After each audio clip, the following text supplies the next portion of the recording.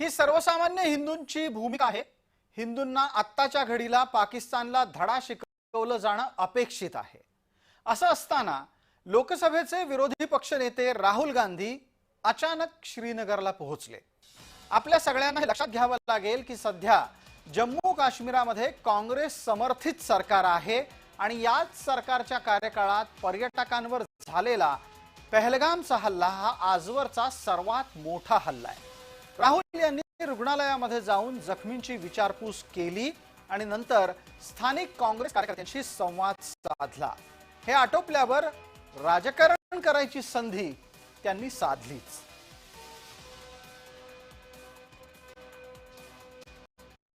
It is very important that every single Indian stands united, stands together, so that we can defeat what the terrorists were trying to do. It's sad to see that some people are attacking my brothers and sisters from Kashmir and the rest of the country.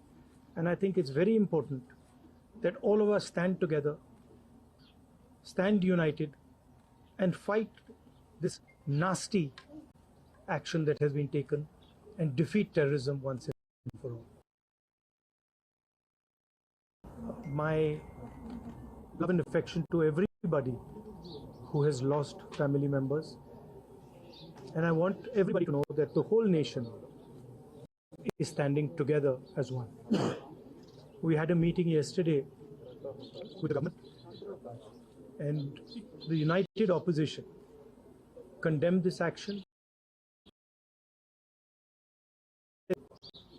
The government wants to take. राहुलच्या धर्तीवर शरद पवार सुद्धा मैदानात उतरले। त्यांनी एक वेगळीच खेळी खेळली। धर्म विचारून गोळी घातल्याचा मुद्दा पवारांनी अमान्यच केला आणि वादाची ठिणगी इथंच आता पडली आहे।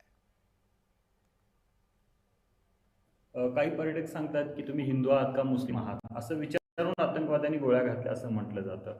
कुठल्या वेगळ्या दिशेने चाललंय हे सगळं?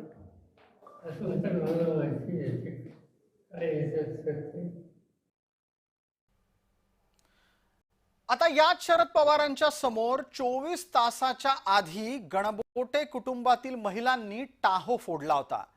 त्या महिलांनी पवारांना जेव्हा वेदना ऐकवल्या तेव्हा स्पष्टपणे म्हटलं की धर्म विचारून त्यांच्या घरातल्या पुरुषांचे बळी गेले आहेत। पवारांना ते ऐकायला कदाचित आलं नसेल। आम्ही परत एकदा ऐकवतोय।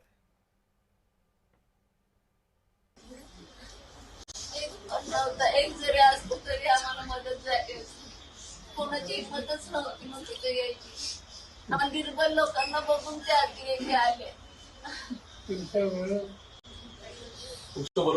आणि त्यांचा मित्र असा कोपऱ्यात बसला होता, त्याला बोलवून घेतलं। आजान पडतंय का, बोलताय का कुछ?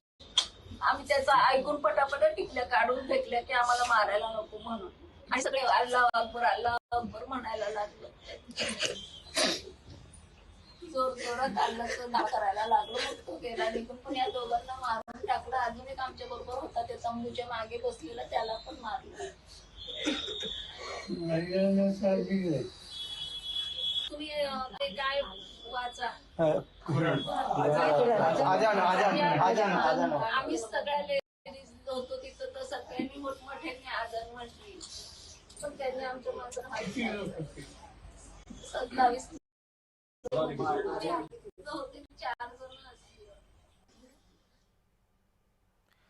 दाऊदनं मुंबईवर केलेल्या हल्ल्याच्या वेळेला जे बॉम्बस्फोट घडवले तेव्हा न घडलेला बॉम्बस्फोट पवारांनी सांगून परिस्थिती वेगळ्या वळणावर नेण्याचा प्रयत्न केला होता।